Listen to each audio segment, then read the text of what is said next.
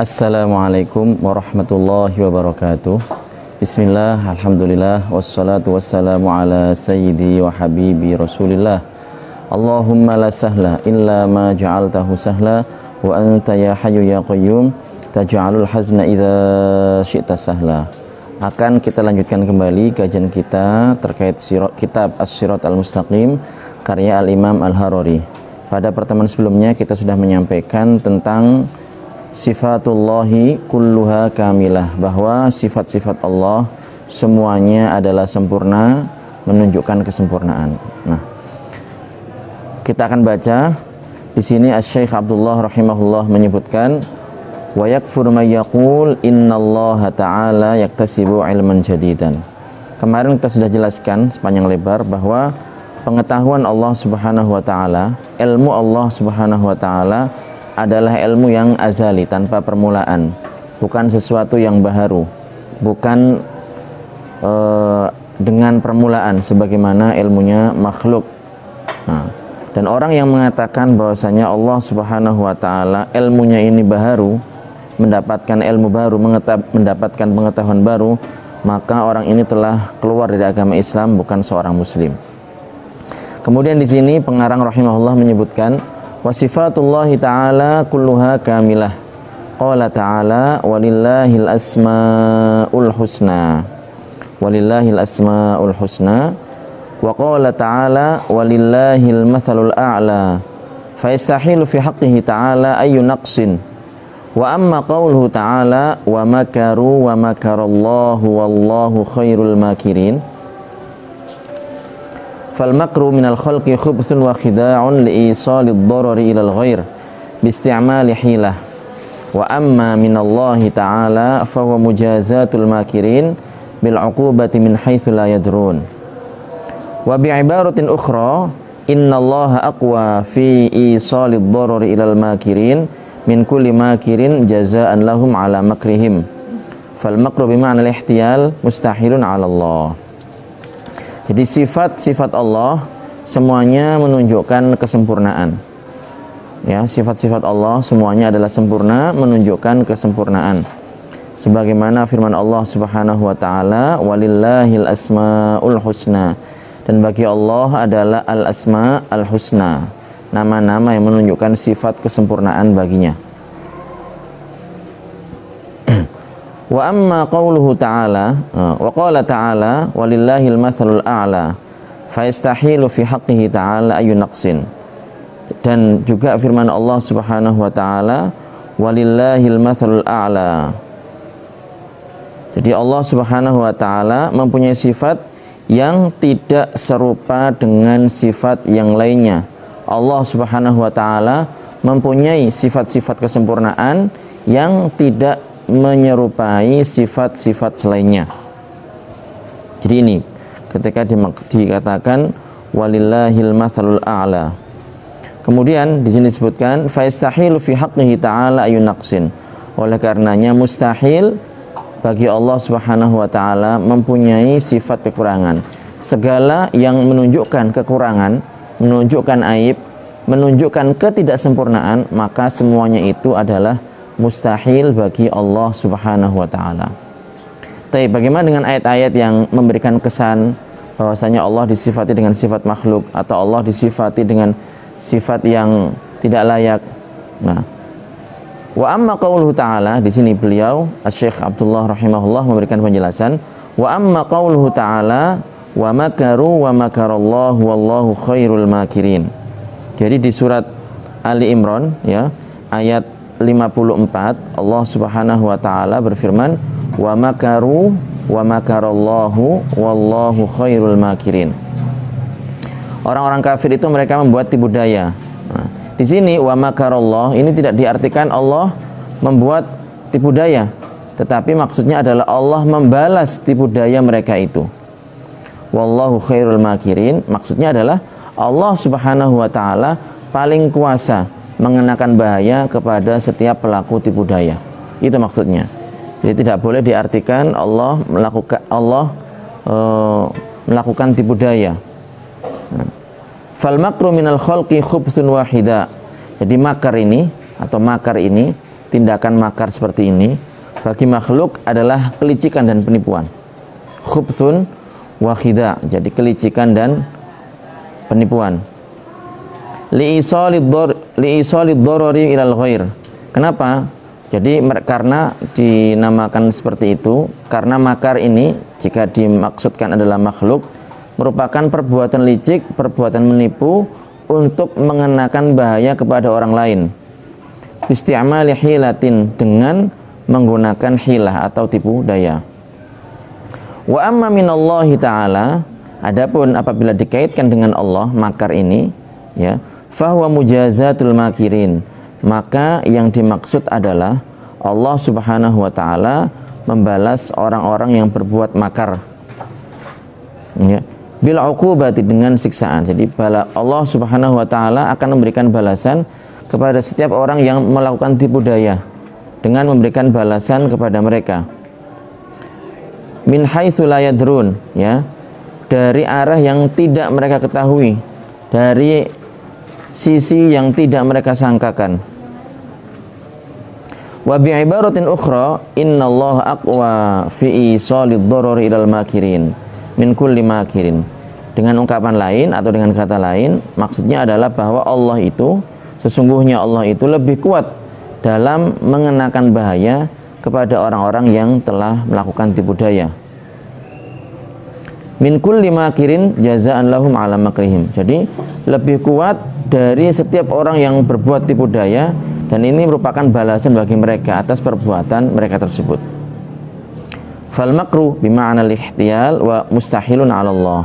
Jadi makar dengan makna membuat atau mengerjakan tipu daya ini mustahil bagi Allah Subhanahu wa taala.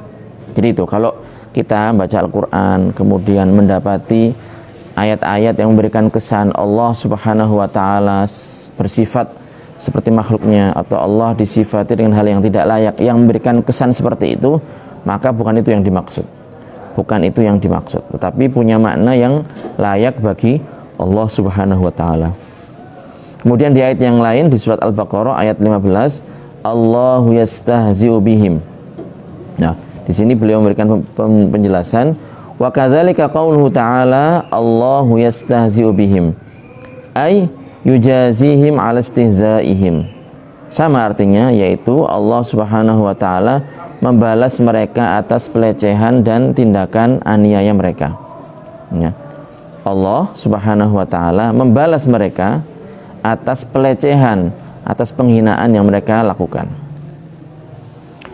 Kemudian di sini pengarang rahimahullah menyebutkan, wa'lam anal ulama yaqulun nu'minu bi itsbati ma warada fil Qur'ani wal haditsis sahih kal wajhi wal yadi wal aini wal ridha wal ghadab wa ghairiha ala annaha sifatun ya'lamuha Allah la ala annaha jawarih wa fi'alatun ka'aidina wa wujuhina wa uyunina wa ghadabina fa innal jawariha mustahilatun 'ala Allah liqaulihi ta'ala laisa kamitslihi syai' wa qaulihi wa lam yakul lahu kufuwan ahad. Jadi termasuk konsep penting yang diyakini oleh kelompok Ahlus Sunnah wal Jamaah adalah tanzih, yaitu menyucikan Allah Subhanahu wa taala dari segala yang tidak layak baginya, dari segala hal yang merupakan aib, ya, dari hal-hal yang merupakan sifat makhluk. Makanya di sini beliau menyebutkan, mengutip perkataan atau kesepakatan para ulama. Wa'lam annal ulama, jadi ketahuilah bahwa para ulama yaqulun, mereka mengatakan nu'minu bi itsbati ma warada fil Qur'an. Jadi kami beriman dengan menetapkan apa yang terdapat dalam Al-Qur'an. Wal haditsis sahih, dan juga hal-hal yang terdapat dalam hadis yang sahih. Kal wajhi wal yadi wal aini wal ridha wal ghadab wa ghairiha, dan yang lainnya. Jadi kata-kata itu ala annaha sifatun ya'lamuha Allah, tetapi dengan pengertian apa? Dengan makna apa? Dengan keyakinan ini maknanya apa? Dengan keyakinan, dengan pengertian bahwasanya itu semuanya adalah sifat-sifat Allah Subhanahu wa taala. Jadi dengan keyakinan seperti itu, bahwa al-yad, al-wajh, wal ain, ar-ridha wal ghadab merupakan sifat-sifat Allah Subhanahu wa taala. ya'lamu Allah, dan tentunya hakikatnya ini Allah Subhanahu wa taala yang mengetahui. La ala annaha jawarih, namun jelas kita meyakini bahwa kalimat seperti itu yang dimaksudkan bukanlah jawarih, bukan anggota badan, wan fi'alatin, dan juga bukan reaksi dan emosi. Ka'aidina wa wujuhina wa uyunina. Jadi sebagaimana tangan-tangan kita dan wajah-wajah kita atau muka kita, wa uyunina, mata kita, wa ghadabina, marah kita. Jadi kalau kita ya seperti yang kita saksikan dari diri kita atau dari orang lain. Adapun Allah Subhanahu wa taala tidak demikian. Jadi kalau mata itu dikaitkan dengan kita, ya ini anggota badan yang kita gunakan untuk melihat. Tangan ya berarti ini anggota badan yang kita gunakan untuk menulis atau yang lainnya. Ridho dan ghadab juga seperti itu. Adapun apabila dikaitkan dengan Allah Subhanahu wa taala, maka bukan begitu maknanya. Maknanya tidak demikian. Di sini pengarang menyebutkan fa innal jawariha mustahilatun 'ala Allah liqaulihi ta'ala laisa kamitslihi syai'. Liqaulihi ta'ala laisa kamitslihi syai'. Ya.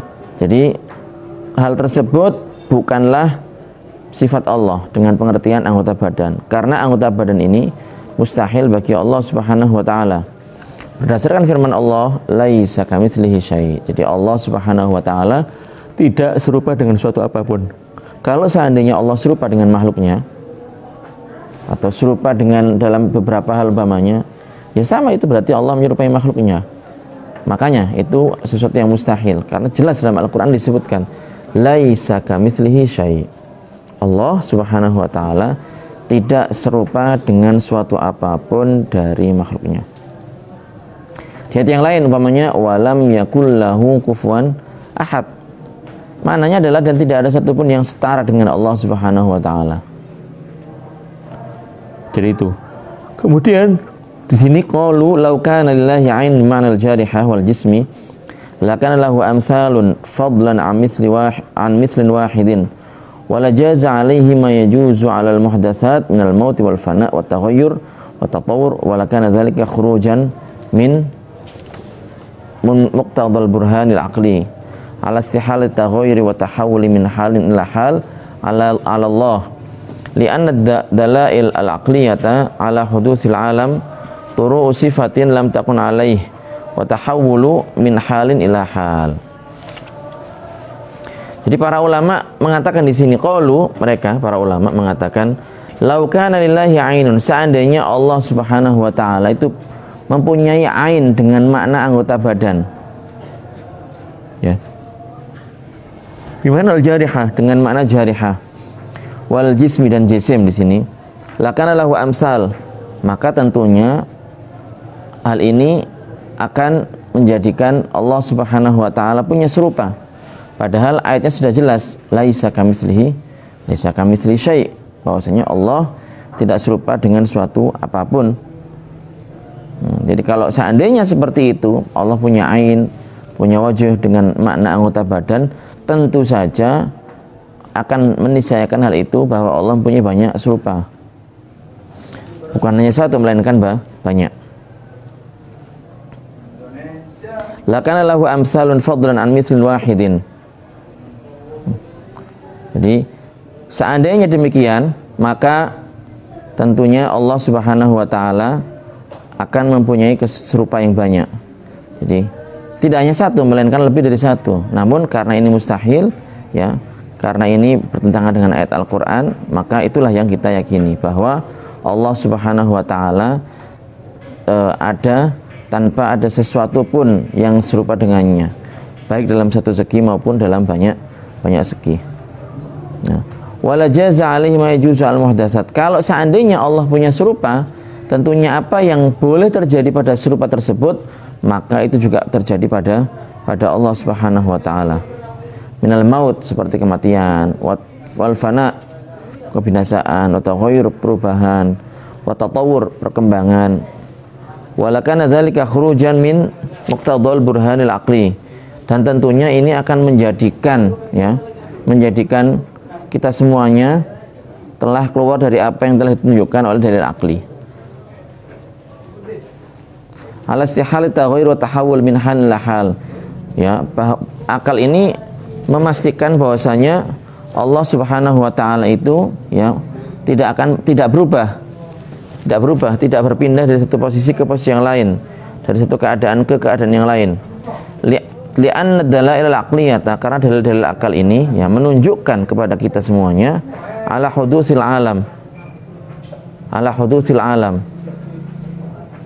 Ya, menunjukkan bahwasanya alam semesta ini adalah baharu dengan permulaan. Ya, jadi ala hudusil alam turu'u sifatin.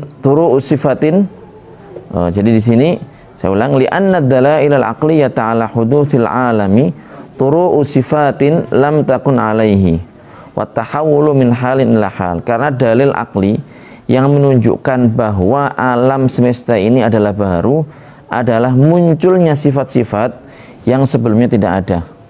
Artinya sifat-sifat itu dimulai, ada permulaannya. Wa tahawulu min halin ila hal. Kemudian perubahan dari satu kondisi ke kondisi yang lain. Wala yasihhu ihmalul aqli li'anna syar'a la ya'ti illa bi mujawazatil aqli ay illa bima yaqbaluhu al-aqlu li'annahu syahidu syara' fal aqlu yaqdi bi anna al-jisma wal jismaniyat ay al-ahwal al-'aridata lil jismi muhdatsatun la mahalata wa annaha muhtajatun li muhditsin fa yalzamu min dzalika ay yakuna al-mutasawwif biha lahu muhditsun wa la tasihhul uluhiyatu liman yahtaju ila ghairihi. Jadi ini penghujung kajian kita pada pagi hari ini. Ditutup di sini bahwasanya kita ini tidak diperkenankan untuk mengabaikan yang namanya akal. Ya. La yasihhu ihmalul aql. Jadi tidak sah, tidak boleh kita mengabaikan fungsi daripada akal. Li'anna syar'a la ya'ti illa bi mujawazatil aql. Karena syariat itu tidak mendatangkan, tidak membawa kecuali adalah sesuatu, kecuali adalah perkara-perkara yang diterima oleh akal. Illa bima yaqbaluhu al-aql. Jadi kecuali dengan sesuatu yang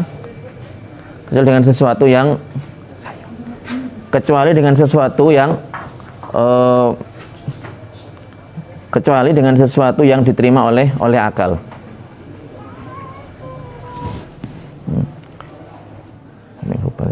Jadi itu li'annahu syahidus syara', karena akal ini merupakan bukti kebenaran syariat.